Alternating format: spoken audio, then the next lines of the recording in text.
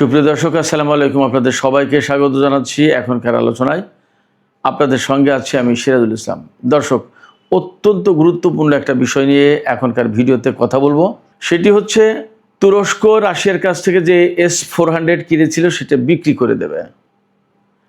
কেন বিক্রি করবে, কারা কিনবে এবং রাশিয়া এ ব্যাপারে কি ভাবছে, কি বলবে, এই সমস্ত প্রশ্ন কিন্তু অনেক বড় হয়ে দেখা দিচ্ছে।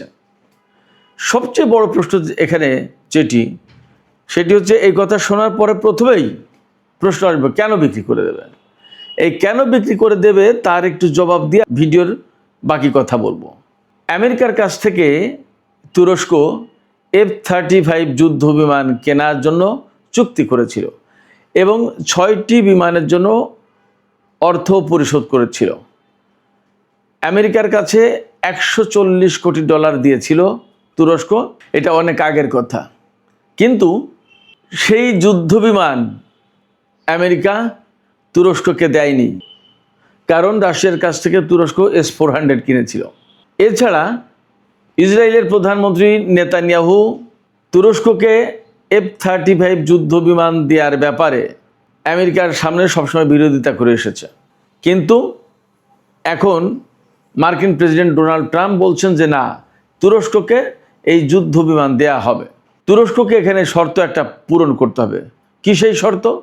সেই শর্ত হচ্ছে রাশিয়ার কাছ থেকে যে S-400 তুরস্ক কিনেছিল সেই S-400 অন্য কোনো দেশের কাছে বিক্রি করে দিতে হবে বা হস্তান্তর করতে হবে। মূল শর্ত এটা। এর মানে হচ্ছে একদম সহজ কথায়, আমেরিকার কাছ থেকে F-35 যুদ্ধ বিমান পাওয়ার জন্য তুরস্ককে এখন রাশিয়ার কাছ থেকে কেনা S-400 ক্ষেপণাস্ত্র প্রতিরক্ষা ব্যবস্থা বিক্রি করে দিতে হচ্ছে। এই জায়গায় প্রশ্ন আসছে, তুরস্ক এখানে আমেরিকার কোনো পাতানো ফাঁদে পা দিল কিনা। দ্বিতীয় প্রশ্ন হচ্ছে, নেতানিয়াহুর চালের কাছে তুরস্ক হেরে যাচ্ছে কিনা। অর্থাৎ F-35 যুদ্ধ বিমানের ব্যাপারে তুরস্ক এবং নেতানিয়াহুর ভেতরে একটা যুদ্ধ ছিল।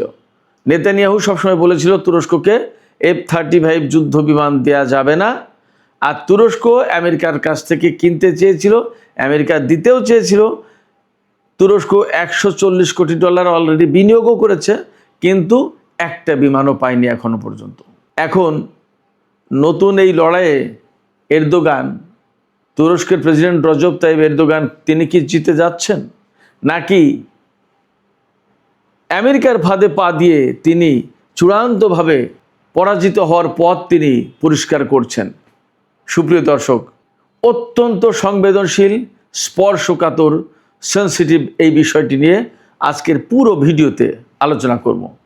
আশা করি আপনারা শেষ পর্যন্ত সঙ্গে থাকবেন, আর ভিডিও ভালো লাগলে লাইক, কমেন্ট, শেয়ার করবেন এবং চ্যানেলটি সাবস্ক্রাইব করে প্লিজ সাথে থাকবেন। একই সাথে আর একটা প্রশ্ন রেখে মূল আলোচনায় চলে যাব। রাশিয়া এই বিষয়টিকে কিভাবে দেখছে? রাশিয়া কি তুরস্কের উপর ক্ষুব্ধ হয়েছে, নাকি পরিস্থিতি পর্যবেক্ষণ করছে? দর্শক, এই প্রশ্ন রেখেই আমরা চলুন মূল আলোচনায় এগিয়ে যাই। অনেক পথ পাড়ি দিতে হবে আজকের এই আলোচনায়। আলোচনা যেখান থেকে শুরু করতে চাই সেটি হচ্ছে 2000 সালের শেষ দিকে তুরস্ক প্রথম মার্কিন F-35 যুদ্ধ বিমান প্রকল্পে যুক্ত হয়। সেই সময় আমেরিকার সাথে তুরস্কের কথাবার্তা হয় এবং 2007 সালে চুক্তি সই হয়। তুরস্ক $140 কোটি জমা দেয় মার্কিন তহবিলে, মার্কিন কোম্পানির কাছে। লকহিড মার্টিন কোম্পানি এই F-35 যুদ্ধ বিমান তৈরি করে। আমেরিকার সরকারের সাথে তুরস্কের চুক্তি হয়, $140 কোটি জমা দেয়। প্রথমে 6টি বিমানের অর্থ পরিশোধ করে পুরোপুরি, এবং তুরস্কের সাথে আমেরিকার চুক্তি হয় 100টি F-35 যুদ্ধ বিমান পাবে তুরস্ক। এই রজব তাইব এরদোগান তখন প্রধানমন্ত্রী, তখন এই চুক্তি হয়। কিন্তু একটা জিনিস মনে রাখতে হবে, তুরস্ক কিন্তু নেটো জোটের খুব গুরুত্বপূর্ণ সদস্য, একমাত্র মুসলিম সদস্য, এবং আমেরিকার পরেই নেটো জোটের সবচেয়ে বড় সেনাবাহিনী হচ্ছে তুরস্কের। তার মানে তুর্কি বাহিনী অনেক বড় বাহিনী এবং খুব গুরুত্বপূর্ণ শক্তি।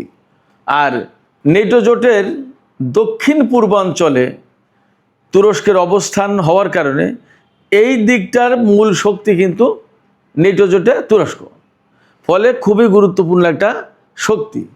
এত কিছুর পরেও তুরস্ক আজ পর্যন্ত একটি F-35 যুদ্ধ বিমানও পায়নি।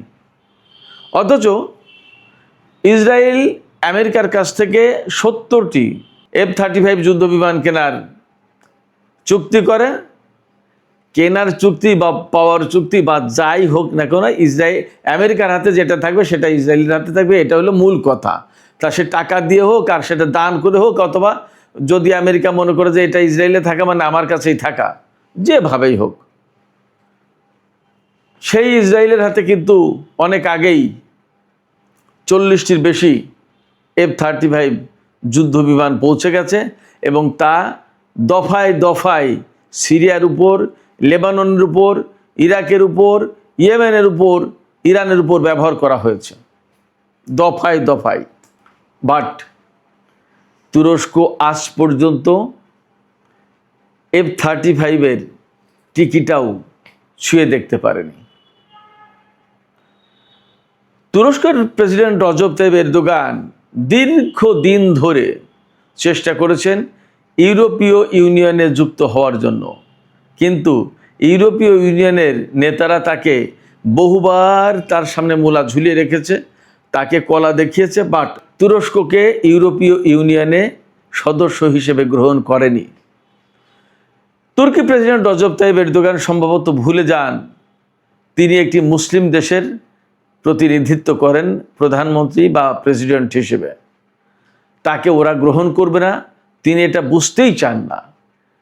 তিনি কি করে ঘুরে ফিরে বারবার ওদের দ্বারস্থ হন, তাদের কাছ থেকেই ভালোবাসা পাওয়ার ভীষণ ভীষণ প্রত্যাশা করেন, কিন্তু তিনি কখনো সেই ভালোবাসা পাবেন না।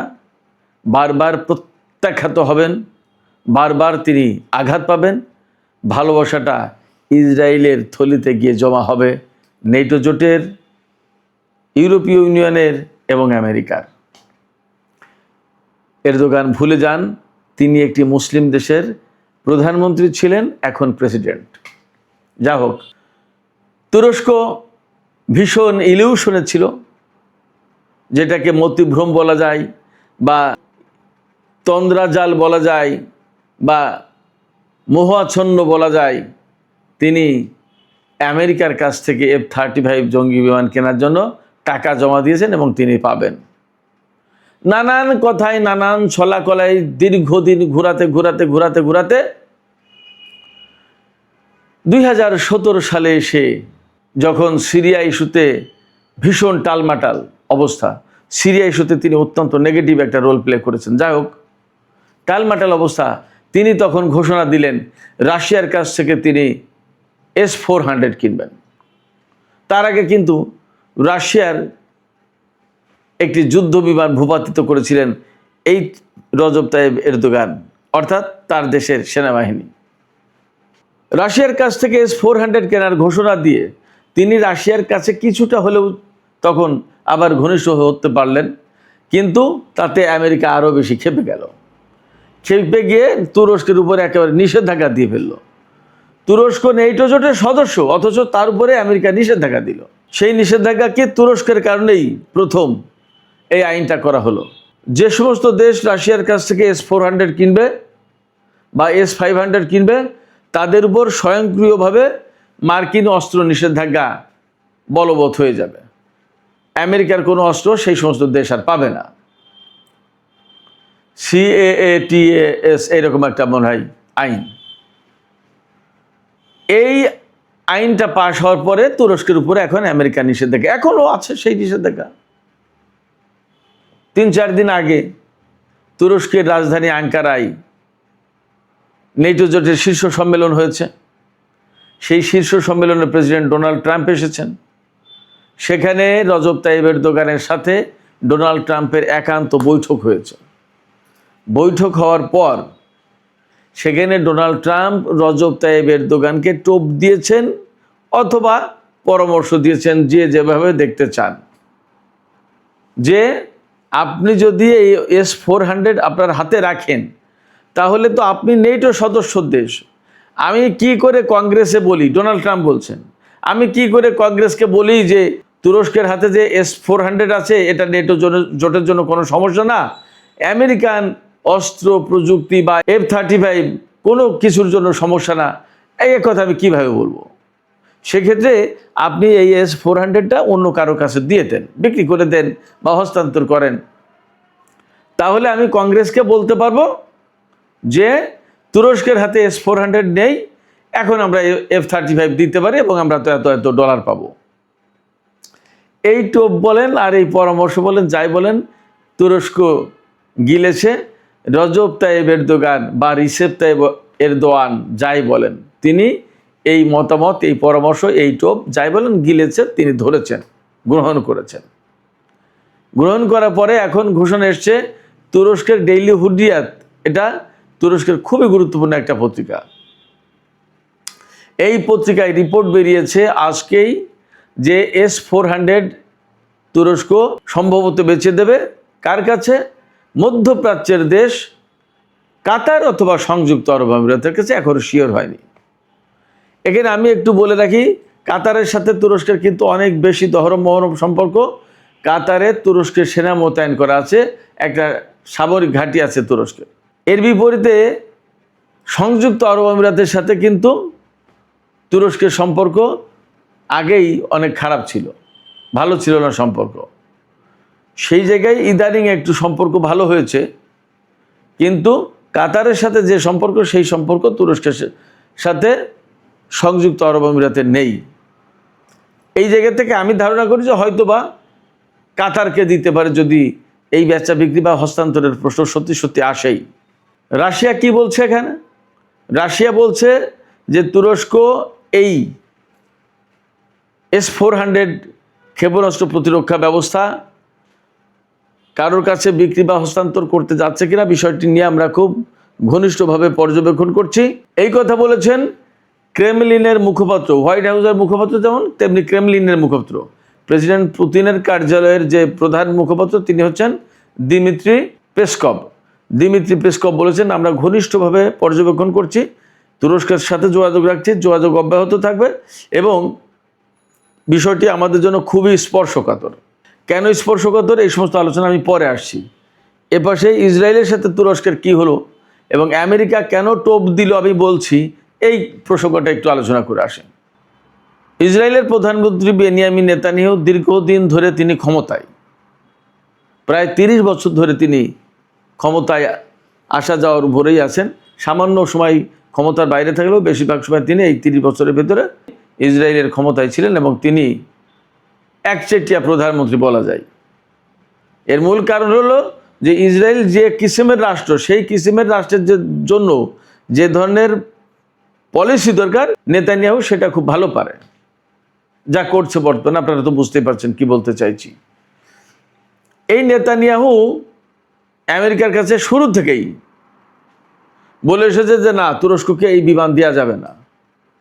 কিন্তু ভেতরে ভেতরে আমেরিকা এই কথা শুনলেও টাকা কিন্তু ঠিকই নিয়েছে, $140 কোটি, $1.4 বিলিয়ন, এবং তুরস্কের সাথে চুক্তিও করেছে, বাট তুরস্ককে এই বিমান দেয়নি। অথচ তারপরে ইসরায়েল আমেরিকার কাছে ডিমান্ড করেছে এবং ইসরায়েল সে বিমান পেয়েছে এবং ব্যবহারও করছে। এমনকি তুরস্কের উপর হামলা চালানোর ব্যাপারে হুমকিও দেয়।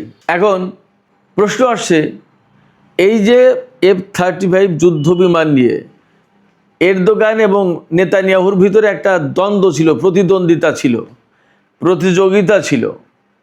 এই প্রতিযোগিতায় কে হারলো কে জিতলো এই প্রশ্ন কিন্তু এই মুহূর্তে আসছে। কেন আসছে? আসছে এই কারণে যে নেতানিয়াহু বলেছে যে এই বিমান আমেরিকা তুরস্ককে দিতে পারবে না, আর তুরস্কের প্রেসিডেন্ট রজব তাইয়েব এরদোগান বলেছেন যে আমি নেটো সদস্য, আমেরিকা নেটো সদস্য দেশ, আমি তাকে টাকা দিয়েছি, আমি বিমান পাবো। বাট মাঝখান থেকে তুরস্ক কিন্তু বিমান পায়নি তো বটে, কায়দা কৌশলে তার উপর আবার নিষেধাজ্ঞা চাপিয়ে দিয়েছে। এরপরে এখন যখন তুরস্কে নেটো জোটের সম্মেলন হলো, ডোনাল্ড ট্রাম্প কিন্তু তুরস্কের প্রেসিডেন্টকে এরদোগানকে খুব প্রশংসা করেছেন, খুব ভালো মানুষ, আমার অত্যন্ত অনুগত একটা দেশ, আমেরিকার খুব অনুগত দেশ, বিশ্বস্ত দেশ, ইত্যাদি ইত্যাদি। এই সমস্ত প্রশংসা করে তিনি এরদোগানকে টোপ দিয়েছেন যে তোমার হাতে S-400 থাকলে তো আমি দিতে পারবো না, এটা বিক্রি করে দাও। তার মানে হচ্ছে, আমার কাছে মনে হচ্ছে যে এরদোগানের আমসালা দুটোই যাবে। কেন আমসালা দুটোই যাবে?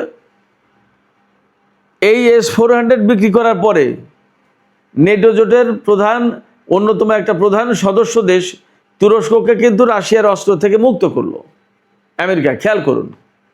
দুই হচ্ছে, এরপরে ইসরায়েলের চাপের কারণে বা কংগ্রেসের আপত্তির মুখে ডোনাল্ড ট্রাম্প বলবে আমি তো তোমাকে দিতে পারছি না, এটা কংগ্রেসের আপত্তি আছে, নানান সমস্যা, এই সেই করতে করতে করতে করতে ওই তাইরেনারে গাইতে গাইতে সে পগার পার।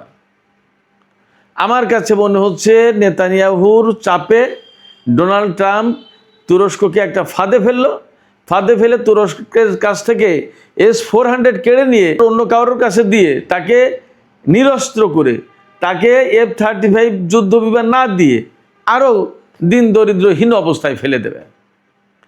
এই একটা কূট চাল এখানে আছে বলে আমার কাছে মনে হচ্ছে। জানি না তুরস্ক কী ভাববে, কী বলবে, কী করবে, তারা তাদের পলিসি বলছে, তারা জানে। বাট তাকে মনে রাখতে হবে যে F-35 যুদ্ধ বিমান তাকে দেওয়ার ব্যাপারে সবচেয়ে বড় আপত্তি ইসরায়েলের কথার বাইরে আমেরিকার কোনো কিছু করার ক্ষমতা আছে কিনা সেটা এরদোগানের ভাবা দরকার। এরদোগানের এটার শিক্ষা থাকা দরকার যে নেতানিয়াহুর বা ইসরায়েলি লবির চাপের কারণে ডোনাল্ড ট্রাম্প ইরানের সাথে যুদ্ধ পর্যন্ত করেছে। শত শত কোটি ডলার খরচ, আমেরিকান সেনাদের জীবন বিপন্ন, আমেরিকান ঘাঁটিগুলো সব তাসের ঘরের মতো উড়ে গেল ইরানের হামলায়। তবুও আমেরিকা ইরানের বিরুদ্ধে যুদ্ধ করতে বাধ্য হয়েছে ইসরায়েলি চাপের কারণে। সেই জায়গায় নেতানিয়াহু বা ইসরায়েলের চাপ বা ইসরায়েলি লবির চাপ উপেক্ষা করে ডোনাল্ড ট্রাম্প এরদোগানকে F-35 বিমান দেবেন, আমি বিশ্বাস করি না। এখানে তুরস্ক ডস খেতে যাচ্ছে বলে মনে হয়। হয়তো তুরস্কের কাছে আরও কিছু টাকা ডিমান্ড করবে যে তুমি আরও কিছু টাকা দাও, বিমান তো দেবো, আরও কিছু টাকা দাও। হয়তো তুরস্ক তাও দেবে বিমান পাওয়ার আশায়, কিন্তু তিনি বিমান আদৌ কোনোদিন পাবেন কিনা আমার ভীষণ ভীষণ সন্দেহ আছে। যা হোক, রাশিয়া কি করবে? রাশিয়া যা করবে, রাশিয়া আলটিমেটলি ক্ষুব্ধ হবে যে তুমি আমার কাছ থেকে S-400 কিনেছো। S-400 কিন্তু সবাইকে দেয়নি, ভারতকে দিয়েছে, চীনকে দিয়েছে, তুরস্ককে দিয়েছে, আর রাশিয়ার কাছে আছে, আর কারোর কাছে S-400 দেয়নি। সেই S-400 এত সেন্সিটিভ একটা প্রযুক্তি, আকাশ প্রতিরক্ষা ব্যবস্থা, সেই S-400 যদি এখন তুরস্ক আমেরিকার কাছ থেকে F-35 বিমান পাওয়ার আশায় বা লোভে অন্য কোনো দেশের কাছে দিয়ে দেয়, যার কাছে দিলে এই S-400 নিরাপত্তা নিশ্চিত করা কঠিন ব্যাপার হয়ে যাবে, বা এই প্রযুক্তি আমেরিকার কাছে চলে যাবে না, তার নিশ্চয়তা থাকবে না, তাহলে রাশিয়া কিন্তু ভীষণভাবে ক্ষুব্ধ হবে। ক্ষুব্ধ হলে কি হবে? ক্ষুব্ধ হলে যে রাশিয়া তুরস্কের সাথে সম্পর্ক ছিন্ন করে দেবে তা কিন্তু না। তুরস্কের সাথে রাশিয়া সম্পর্ক ছিন্ন করতে পারবে না কয়েকটা কারণে। একটা বড় কারণ হচ্ছে রাশিয়ার একটা বড় ক্রেতা, তেল গ্যাসের বড় ক্রেতা হচ্ছে তুরস্ক। আবার তুরস্কে যে পরমাণু বিদ্যুৎ কেন্দ্র তৈরি হচ্ছে সেটা বানিয়ে দিচ্ছে রাশিয়া। এটা 20 বিলিয়ন অর্থাৎ $2000 কোটি প্রজেক্ট। আবার কৃষ্ণ সাগরে রাশিয়ার যে নৌবহর আছে, তার যে ঘাঁটি আছে সেভাস্তোপোলে, এই সেভাস্তোপোল বা এই নৌঘাঁটি থেকে যুদ্ধ জাহাজ নিয়ে বা রাশিয়ার কোনো জাহাজ যদি এশিয়া, আমেরিকায়, আফ্রিকায় আসতে হয়, তাহলে তুরস্কের বসফরাস প্রণালী পার হয়ে, দারদানেলিস প্রণালী পার হয়ে, এজিয়ান সাগর পার হয়ে, ভূমধ্য সাগর দিয়ে আটলান্টিকে যাওয়া এবং আফ্রিকা এই সমস্ত জায়গায় আসা, অথবা সুয়েজ খাল পার হয়ে লোহিত সাগর দিয়ে এডেন উপসাগর দিয়ে আরব সাগর বা ভারত মহাসাগর আসা, বা মধ্যপ্রাচ্যে আসা, আপনার হরমুজ প্রণালী দিয়ে পারস্য উপসাগরে আসা, অর্থাৎ তুরস্কের এই বসফরাস প্রণালী পার হতে হবে রাশিয়াকে যদি বাইরের জগতে আসতে হয় কৃষ্ণ সাগর থেকে। এই বসফরাস প্রণালী কিন্তু তুরস্ক নিয়ন্ত্রণ করে 1936 সালের একটি চুক্তি অনুযায়ী। সুইজারল্যান্ডের মন্ট্রিক্স শহরে এই মন্ট্রিক্স কনভেনশনের মাধ্যমে এই বসফরাস প্রণালী, যদিও আন্তর্জাতিক প্রণালী, এই প্রণালী নিয়ন্ত্রণের ভার তুরস্কের হাতে দেয়া হয়। এটা আন্তর্জাতিকভাবে স্বীকৃত এবং এই আইন সবাই মেনে চলে।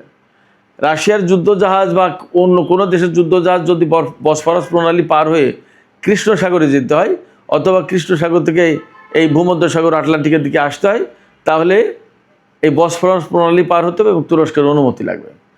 খুবই গুরুত্বপূর্ণ, যার কারণে তুরস্ককে খুব বেশি চটাতে পারবে না রাশিয়া। এই জায়গায় টেকনিক্যালি একটু আটকা আছে, কিন্তু তুরস্ক যে আশায় এই কাজ করতে যাচ্ছে, F-35 যুদ্ধ বিমান কিনতে যাচ্ছে S-400 অন্য কারোর কাছে দিয়ে, আমার ব্যক্তিগত মতামত বা আমার ধারণা যে তুরস্ক হয়তো সেই সুবিধাটা পাবে না, হয়তো একুল দুকুলি হারাতে যাচ্ছে। রাশিয়ার সাথে তুরস্কের কিন্তু অনেক বাণিজ্য আছে। তুরস্কের ভেতর দিয়ে রাশিয়ার যে তুর্ক পাইপলাইন আছে, এই তুর্ক পাইপলাইনের ভিতর দিয়ে ইউরোপের দেশগুলোতে গ্যাস সাপ্লাই দেয় রাশিয়া, তুরস্কের ভিতর দিয়েই লাইন। তার মানে তুরস্ক কিন্তু রাশিয়ার একটা বড় পার্টনার। এছাড়া কৃষ্ণ সাগরের ম্যাপ যদি আপনারা খেয়াল করেন, তাহলে দেখবেন যে কৃষ্ণ সাগরের একেবারে পুরো দক্ষিণ পাড় জুড়ে একা তুরস্ক, আর পশ্চিম দিক থেকে বুলগেরিয়া, রোমানিয়া, ওপাশে ইউক্রেন, রাশিয়া, জর্জিয়া, এই সমস্ত দেশ। তো তুরস্কের অবস্থানটা এখানে খুব গুরুত্বপূর্ণ। আবার এই যে বুলগেরিয়া, রোমানিয়া, ইউক্রেন যদিও নেটো জোটের সদস্য না, এই যে এই সমস্ত দেশ এরা কিন্তু নেটো জোটের সদস্য, আর তুরস্ক তো আছেই। তার মানে রাশিয়াকে যদি বের হতে হয় বা রাশিয়াকে যদি চেক অ্যান্ড ব্যালেন্সের ভিতরে রাখতে হয়, তাহলে এই তুরস্ক, রোমানিয়া, বুলগেরিয়া, ইউক্রেন তো যুদ্ধ করছে, এই সমস্ত দেশ কিন্তু গুরুত্বপূর্ণ। ফলে অনেক হিসাব কিতাব করে রাশিয়াকে তুরস্কের সাথে সম্পর্কটা মেনটেন করতে হয়। এই এক বসফরাস প্রণালী, এই প্রণালী রাশিয়ার মতো একটা শক্তির ব্যাপারে তুরস্ককে আপার হ্যান্ডে রেখেছে। এই কারণে মানে এইরকম অনেক কিছু মাথায় রেখে ইরান কিন্তু হরমুজ প্রণালীর কন্ট্রোলটা রাখতে চায়। তা যেভাবে হোক কষ্ট করে হলেও, তারা তো বলেছে যে যুদ্ধ করে হলেও হরমুজ প্রণালীর কন্ট্রোল রাখবো। যাই হোক, আমি তুরস্ক, রাশিয়া এবং আমেরিকা, ইসরায়েল প্রসঙ্গে ছিলাম। S-400 ক্ষেপণাস্ত্র প্রতিরক্ষা ব্যবস্থা বনাম F-35 যুদ্ধ বিমানের ব্যাপারে আলোচনা চলছিল। তুরস্ক যদি মধ্যপ্রাচ্যের কোনো দেশ, বিশেষ করে সংযুক্ত আরব আমিরাত বা কাতারের কাছে S-400 বিক্রি করে, তাহলে আসলে ঘটনাটা কি হচ্ছে এবং এর প্রভাবটা কোন দিকে যাবে? এখানে তুরস্ক কি এইরকম ভাবছে কিনা যে কাতারের কাছে তারা হস্তান্তর করবে বা বিক্রি করবে? যাই হোক, কাতার যেহেতু তার বিশ্বস্ত দেশ, যদি F-35 আমেরিকা না দেয়, তাহলে কাতারের কাছ থেকে আবার S-400 নিয়ে নেবে। ব্যাপারটা কি এইরকম? যদি হয় তাহলে তো মন্দের ভালো একটা প্ল্যান, আর যদি তা না হয়, টোটালি বিক্রি করে দেয়, তাহলে মধ্যপ্রাচ্যের নিরাপত্তা এবং অস্ত্র, এ সমস্ত অনেক কিছুতে নতুন একটা সমীকরণ তৈরি হবে।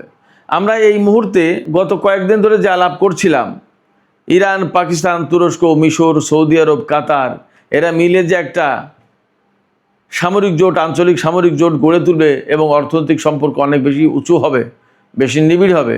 তুরস্ক যদি আমেরিকার কাছ থেকে F-35 নেয়, তাহলে সেই জোটের সম্ভাবনা কিন্তু অনেকটা পিছনে চলে যায়, আবার পিছিয়ে যায়। কারণ